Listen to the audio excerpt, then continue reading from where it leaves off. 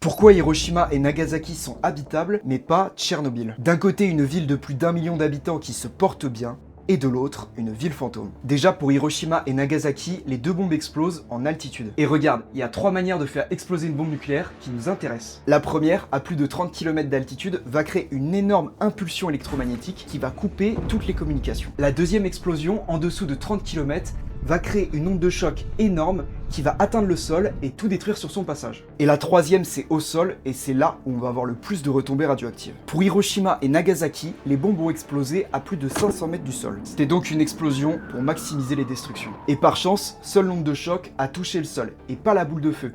Ça a fait des dégâts affreux, mais ça a limité les retombées radioactives. En fait, la majorité des produits radioactifs ont tout simplement été consumés dans l'explosion.